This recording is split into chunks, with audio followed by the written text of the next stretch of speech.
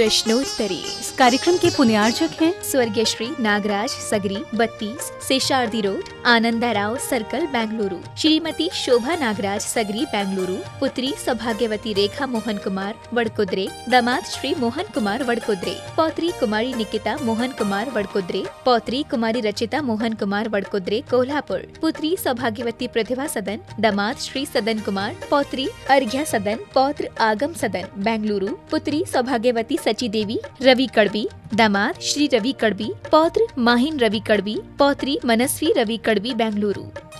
स्वर्गीय श्रीपाल जी कटारिया की पुण्य स्मृति में धर्मपत्नी श्रीमती विजया देवी कटारिया, पुत्र व पुत्रवधू श्री अजय कुमार जी, श्रीमती माया कटारिया, श्री विजय कुमार जी, श्रीमती अनीता कटारिया, श्री संजय कुमार जी, श्रीमती मीनाक्षी कटारिया, पौत्र राज पवन सोम कटारिया, पौत्री आस्था स्वास्तिका कटारिया एवं समस्त कटारिया परिवार जयपुर, फर्म स्वास्तिक ऑयल इंडस्ट्रीज निवाई, पौत्री एवं दामाद सौमेन राहुल राव का जयपुर, नातिन जयती।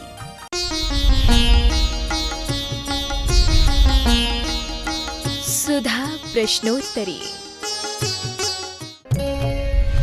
नमोस्तु गुरुदेव। वनवास में सीता हरण के बाद युद्ध के समय श्री राम ने सुग्रीव को ही क्यों चुना, जबकि बाली रावण को कुछ ही समय में परास्त कर सकता था? अवश्य प्रसंग अलग अलग है। वैष्णव दर्शन के अनुसार जो बाली का रूप है वो धर्मनैतिक नहीं है, उसके संबंध में अनेक है। उसने अपने भाई को एक छोटी सी गलती के कारण से क्या किस प्रकार किया, इसलिए जैन दर्शन के अनुसार तो बाली रावण के युद्ध के पहले ही मुनि बन चुके थे। जैन दर्शन के अनुसार बाली मुनि बने, मुनि अवस्था थे, तो इसलिए वो प्रसंग नहीं आया ऐसा। नमोस्तु गुरुदेव। कर्म कांड में आचार्य भगवंतों ने उदय और सत्व को छोड़कर 8 करण कहे हैं। ऐसा किस कारण किया होगा, या ये समझे कि इन 8 करण में ही उदय और सत्व को गर्भित कर लिया होगा?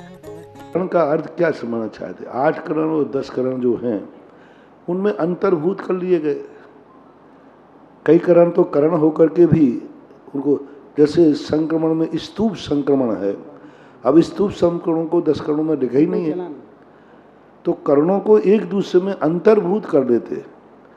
अब संक्रमण जो करण है, करण का अर्थ मात्र इतनी लेना, एक प्रक्रिया, एक विधिवत प्रक्रिया।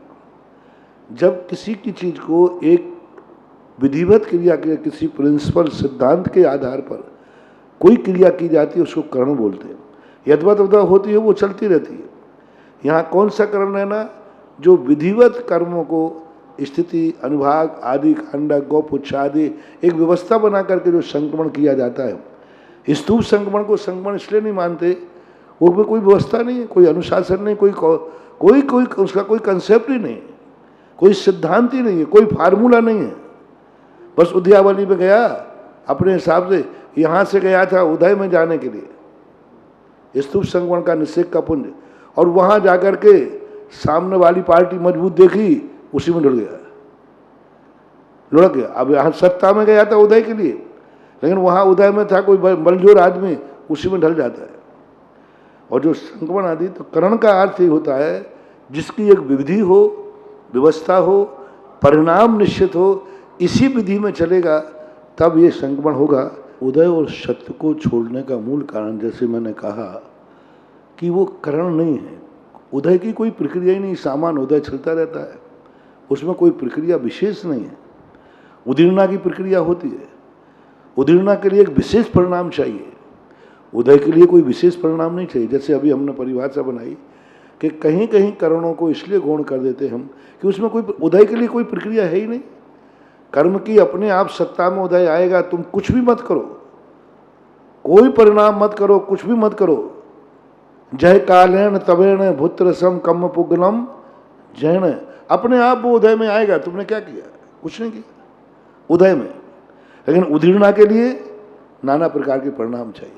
सत्य में तुम्हारा क्या पुरुषार्थ है, क्या प्रक्रिया है? जिस समय बंद हुआ है तो सत्य होना ही होना है। सत्य के लिए कोई बंद के लिए पुरुषार्थ है तो बंद को करण में ले लिया, बंद के लिए पुरुषार्थ है, लेकिन सत्ता के लिए क्या पुरुषार्थ करना, क्या परिणाम करना पड़ता है, कौन सी मेहनत करेंगे जिससे सत्ता बन जाए? नहीं, बंद के अंतर्गत वह है, बंद जो है उसकी सत्ता होगी ही होगी। संभवतः इस अपेक्षा से उदय और सत्य को गौण कर दिया गया, क्योंकि सभी प्रकृतियों का उदय और सत्य तो आगे गुण स्थानों में साता वेदनी असाता वेदनी दोनों का पाया जाता है, सादा सादेरवा। तो इस प्रकार की प्रक्रिया में शायद ये कारण से उसको गौण करके और उनमें अंतर्भाव कर लिया गया हो, यही विवक्षा जानना चाहिए। नमोस्तु गुरुदेव। शास्त्र अनुसार मरण से लेकर नरक से निकलने तक एक ही लेश्या रहती है, लेकिन टिप्पणियों में कहा गया है कि नरक गति में जाते समय तो वही लेश्या होती है, लेकिन निकलते समय का कोई नियम नहीं है। तो ये विरोधाभास क्यों? टिप्पणियां जो हैं ये पूर्णतः प्रमाणिक नहीं कही जा सकती। कुछ टिप्पणियां तो आगम से दी हैं पूज्यवर वीर सेन साहब में, लेकिन कुछ टिप्पणियां ऐसी हैं जो इनमें बहुत परस्पर विरोध है। जहां उन्होंने मुहूर्त घटाए 13, 14, 8, 12 मुहूर्त, वो भी घटित नहीं होता है। तो अब ये जो टिप्पणियां कैसे आ गई, ये कहाँ से आई? तो पहले क्या है, मूल ग्रंथों से स्वाध्याय होता था। आज भी अपन लोग स्वाध्याय करते हैं तो अपनी बुद्धि जितनी चलती है तो वहाँ बाजू में पेन से लिख देते हैं। तो पहले क्या होता था कि छापे वाले छात्र ही ताड़पत्री छात्रों को शास्त्रों से ही पढ़ते थे, जो मूल ताड़पत्री शास्त्र है उसी से पढ़ते थे।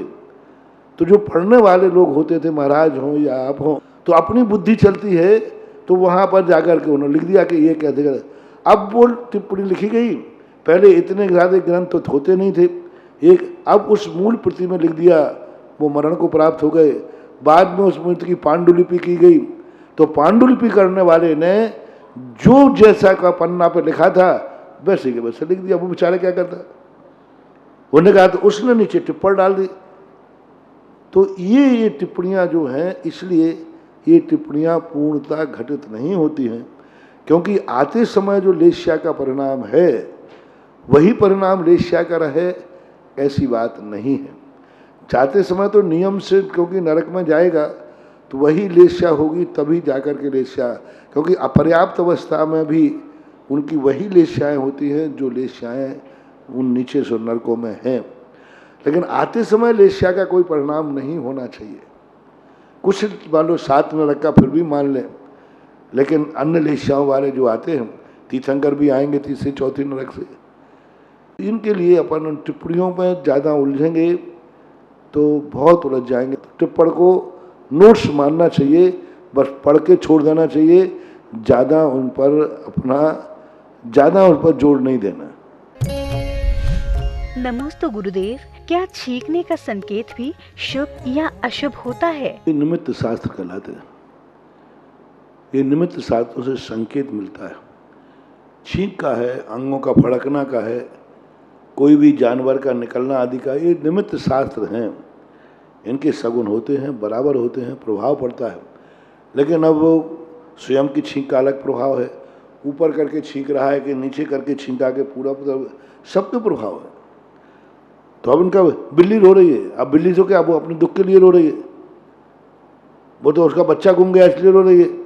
लेकिन अपने लिए वो कौन सी दिशा में रो रही है? पीठ पीछे रो रही है कि सामने रो रही है? सामने रो रही है तो अब सुबह पीठ पीछे रो रही है तो कुछ नहीं है। तो ये सब संकेत कहलाते हैं। निमित्त शास्त्र के अनुसार इनको मानना चाहिए, इनका प्रभाव भी देखा जाता है। अब कोई घर में ही सर्दी जुकाम हुआ है तो उसको विवक्षित नहीं किया गया सामान्य रूप से। नमोस्तु गुरुदेव। शास्त्र अनुसार ऐसा क्यों है कि आयु कर्म बंध के समय जीव के परिणाम ना तो अति तीव्र होने चाहिए और ना ही अति मंद? ये उसकी स्थितियां हैं। जैसे आप लोग आटे में पानी डालते हैं तो ना कम पानी होना चाहिए ना ज़्यादा होना चाहिए। खेत में पानी देते हैं, पानी कम रहेगा तो सूख जाएगा, पानी ज़्यादा रहेगा तो सड़ जाएगा। तो ये तो प्रोसेस है, नेचुरल प्रकृति की है। आटे में जितना पानी चाहिए उतनी तो दो, कम दोगे तो आटा गुथेगा नहीं, ज़्यादा दोगे तो आटा भी नहीं गुथेगा। तो ये तो एक नेचुरल प्रोसेस है, ये नियोगिक क्रिया कहलाती है कि आयु बंध की स्थिति मध्यम परिणामों में ही होती है, क्योंकि जघन्य परिणाम रहेंगे तो वो आयु जैसे कर्म को कैसे बांधेगा? नहीं बांध सकता। आयु कर्म के निषेकों में, आयु कर्म की बंद स्थिति में परिणाम ही उसी क्वालिटी का चाहिए, तभी बंद होगा, तब बनता नहीं। नमोस्तु गुरुदेव, आसनों का हमारे जीवन और मोक्ष मार्ग में क्या महत्व है? आसन तो सब कुछ चीज है। आसन पे तो अपन टिके हैं। आसन तो सिंहासन, दुनिया मर रही है आसन के लिए। तो आसन के तो बहुत सारे अर्थ हैं। योगी को यदि आसन सिद्ध है तो बहुत कुछ सिद्ध हो गया। तो आसन का सब तरफ से प्रकार है। धर्म की दृष्टि से भी है, योगों की चंचलता रुकती है। आसन सिद्ध हो तो मन वचन काया की स्थिरता बनती है, शरीर की स्वस्थता बनती है, और आसन से एक अपने आप का व्यक्तित्व दिखता है कि व्यक्ति है। अब वो 1 घंटे में व्यक्ति में इधर उधर लुढ़काते रहो तो बंदर जैसे होते रहते हैं। कम से कम स्थिरता तो आना ही चाहिए। नमोस्तु गुरुदेव, ज्ञान जब अंतरंग की परिणति बनता है तो विशुद्धि और गुणों की वृद्धि होती है, और वही ज्ञान जब बहिरंग में उपदेश का रूप लेता है तो बाहर प्रशंसा होती है। तो दोनों ज्ञानों में क्या अंतर है? रोटी अंदर जाएगी तो शांति देगी, बाहर जाएगी तो शांति देगी, तुम भूखे रहोगे। कोई भी चीज का सिद्धांत है, अपनी निधि अपने उपभोग में आएगी तो हमें ताकत देगी। अपनी निधि को हम फल में लगाएंगे तो ताकत कम होगी। स्वाभाविक है, तो नेचुरल है। पर की तरफ जब जाती है दृष्टि तो उससे दूसरे प्रकार की अर्जन होता है। ख्याति मिलना बुरा नहीं है, ख्याति चाहना बुरा है, ख्याति के लिए करना बुरा है। ख्याति नहीं मिलेगी तो फिर हम जगह काय के लिए दुनिया करेगी? ख्याति तो मिलती है, मिलना ही चाहिए, लेकिन मात्र ख्याति ही हमारा लक्ष्य नहीं है। हमारा लक्ष्य अपना कार्य करना है। अच्छे मार्ग पर चलते जाओ, पीछे तुम्हारे पैर पूछते जाएंगे। तुम पैर पुछवाने के लिए रास्ते में मत चलो, मंजिल पाने के लिए रास्ते पे चलो। पैर पूछ रहे हैं तो पूछने दो, तुम कौन होते हो रोकने वाले? बस पैर पुछवाने के लिए नहीं चल रहे हैं, हम अपनी मंजिल पाने के लिए चल रहे हैं। ऐसा हो। नमोस्तु गुरुदेव, वासना क्या है और क्या वासना शब्द का प्रयोग मात्र बुरे कार्यों में ही होता है? वासना का अर्थ होता है संस्कार। वासना का अर्थ होता है किसी चीज को अधिक समय तक खींचना। संस्कार को भी वासना कहते हैं। जैसे हमने हर वस्तु पर अपनी वासना निमज्जित कर दी है कि ये पुस्तक मेरी है और ये पुस्तक इसकी है। अभी वासना में कर दी, वस्तु ना तेरी है ना मेरी है। वासना का अर्थ झूठा भी होता है। वासना सत्य नहीं होती। वासना निमज्जित की जाती हमारे अपने अनुसार। हमारी दृष्टि आंखों में बुरी वासना भर गई तो कोई भी चीज को हम बुरी ही देखेंगे। तो वासना का अर्थ होता है जो वस्तु रूप नहीं है उससे हट करके कार्य करना, अर्थ क्रिया को भूल करके कार्य करना, ये वासना कहलाती है। कोई भी वस्तु में लगता है, सब में लगती है वासना। मात अकेले संयम की तरफ ही मत ले लेना, मात इंद्रिय लंपटता ही नहीं लेना, विचार में ही लगाना। वासना दृष्टि में भी वासना हो सकती, कानों में भी वासना होती है। तो वासना एक ऐसी झूठी कल्पना है जिसमें व्यक्ति इतना स्वार्थी हो जाता है कि सामने वाले को मिटे तो मिट जाए। अपने स्वार्थ के लिए सामने वाले को मिटा देना, उस तरफ कुछ भी नहीं सोचना, उसके पक्ष में कुछ भी नहीं सोचना, ये कहलाती है वासना। जैसे हमने हमारे बीच में रास्ते में एक कोई पौधा आया, चींटी आई, मेरे रास्ते में क्यों आई? मैं तो इसको मार दूंगा। तो अभी क्रोध की वासना है। कई लोगों को क्रोध की वासना होती है, हर चीज पर क्रोध की वासना। उन्होंने अच्छा काम हो चाहे बुरा हो, क्रोध आता है। मानवीय वासना, माया की वासना और लोभ की वासना, कसाय की वासना काल। वासना का काल, वासना काल इसलिए कहते हैं उसको, अब है नहीं, लड़ाई झगड़ा खत्म हो गया, खत्म है, लेकिन वासना काल चल रहा, चला गया, वो भी चला गया, वो भी मर गया, अपन भी जो कुछ भी था सब, अब कोई क्रिया नहीं। लेकिन अब वो कसाय का संस्कार, उसने ऐसा कहा था, उसने ऐसा कहा, ये झूठा है। वासना का अर्थ है तो झूठा है, एक बात। दूसरा वासना का अर्थ है उसको हम अपने स्वार्थ के लिए, हम अपने उपादान की कमजोरी के लिए किसी दूसरी वस्तु के प्रति अपने अनुसार उसको ढालना। जैसे मैंने कहा ना एक किताब, अब मैंने कह दिया मेरी है। कहाँ है मेरी किताब? तो कागज़ की है, किताब है, जिनवाणी है, लेकिन ममत्व भाव आ गया। एक पृथ्वी का टुकड़ा लिया, ये मकान मेरा है, ये प्लाट मेरा है। कहाँ है प्लाट? तो पृथ्वी है, अखंड है। माँ तुम दो व्यक्तियों ने बैठ करके सौदा कर लिया कि ये प्लाट मेरा है, ये प्लाट तुम्हारा। कई लोग आजकल गांव में बहुत होता है, खाली जमीन पड़ी रहती, बोले इतने में तू मेड़ बना ले, इतने में मैं बना लेते। अभी वासना है। एक प्लाट मेरा है, भली तुमने पैसे देकर रजिस्ट्री कराई, लेकिन वासना है, क्योंकि सत्यार्थ से परे है। ये पृथ्वी तुम्हारी नहीं है, पृथ्वी अखंड है, उसको तुमने खंडित कर दिया, ये वासना हो गई। ऐसे कर रोटी का हमने टुकड़ा किया, वासना हो गई। रोटी थी, एक रोटी थी, हमने उसके टुकड़े कर दिए। किसके लिए किए? अपने लिए किए, उसको मिटा दिया, वासना। चावल रखा हुआ था, गेत में था चावल, हमने उसको उठा करके पानी में डाल दिया। क्यों डाल दिया था? वासना, खाना था इसलिए। यानी हमने उसकी तरफ न से करके मात्र अपने स्वार्थ की तरफ देखना, और जो सत्य से बहुत परे होता है, मात्र स्वार्थ से भरा हुआ रहता है, उसको वासना कहते हैं। नमोस्तु गुरुदेव।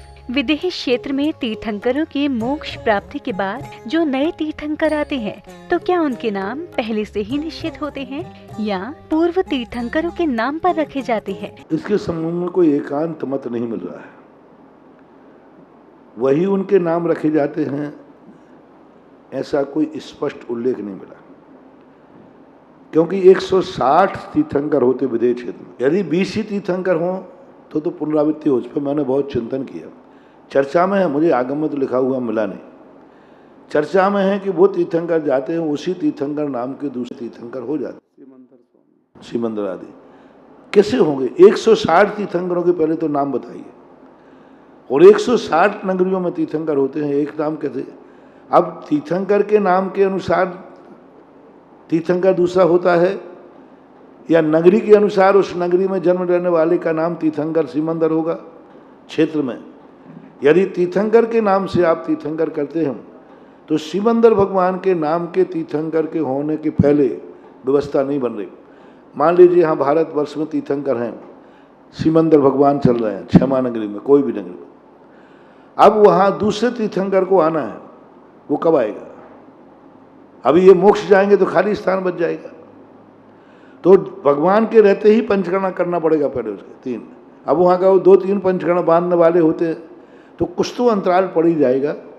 अब वहीं नहीं बन रही व्यवस्था है।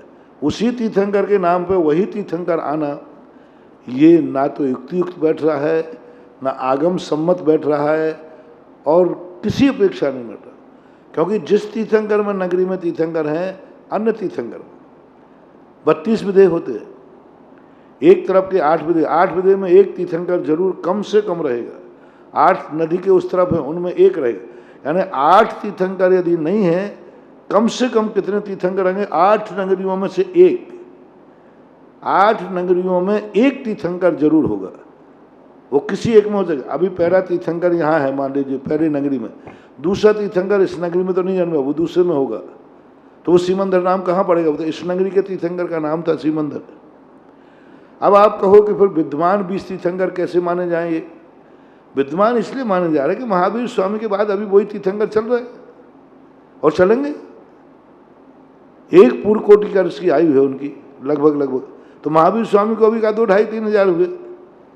अभी तो महापद्म नाम के तीर्थंकर आ जाए तब भी यही 20 चलते रहेंगे,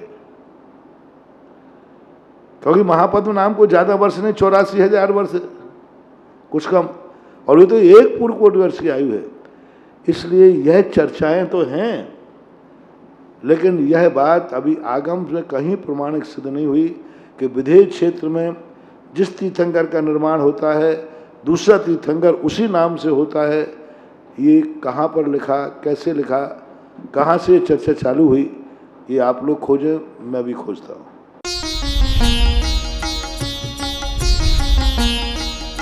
सुधा प्रश्नोत्तरी।